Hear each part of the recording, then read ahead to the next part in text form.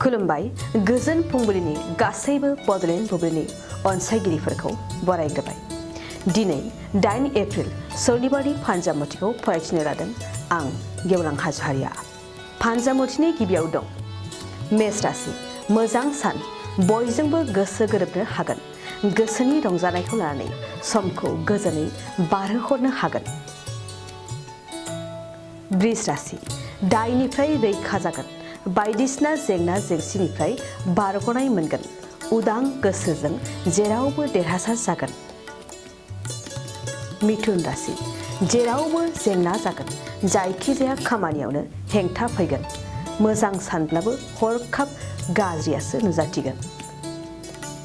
कर्कट राशि नखरनि गुलुं गुजुंखौ लानानै जिंगासिनाय फैगोन। बिसि फिसायनि गेजेराव रागा जालायगोन। दुखुजों बायदिसिना सानफ्लांगोन। सिंह राशि देहानि फारसे मोजां सान। देहानि बेमार आजारफोरा साबस्रांगोन। गोग्गो देहाजों जायखिजाया खामानिखौ मावफुंनो हागोन। कन्या राशि हरखाब गोसोआव दुखु साग्लोबगोन। दुखुजों गोसोखौ लोरबां मोनगोन। गावनि सुखु दुखुखौ आंगो लोगोनो फोरमायनो सानगोन। तुला राशि दिनै नोंथांनि थाखाय मोजां सान। हरखाब माबा मोनसे बेसाद मोनफुंनो हागौ। लटारिफोर लायोब्ला जाफुंसारनायनि मिजिं दं। वृश्चिक राशि जेंनानि थाखाय बिसि फिसायनि गेजेराव सोमोन्दो नागारलायगोन। फिसा जेंनाया गिदिर जालांगोन। सानब्लाबो आगोर मोनै जागोन। धनु राशि दिनै नोंथांनि खुसि रंजानायनि सान। हरखाब माबा मोनसे जाफुंसारनायाव गोबां रंजागोन।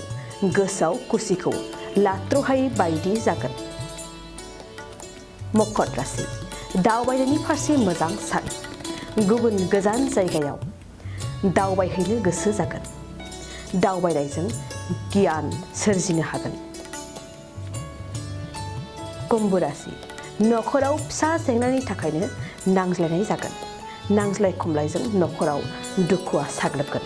मोजां सान जानाय नङा। मीन राशि आंगो लोगोजों हरखाब दान्थे बिदान्थे जागोन। फोथायलायैयाव नांलायनाय जागोन। दिनैनि साना मोजां गाज्रिनि गेजेरजों थांगोन। दिनै सानसेनि राशि फरायथियाबो एसेनोसै। आसा खालामो नोंथांनि दिनैनि साना मोजाङै मोजां थांगोन बेखौ बड'लेण्ड बुब्लि नखरनिफ्राय मिजिंथिबाय। गोजोन्थों।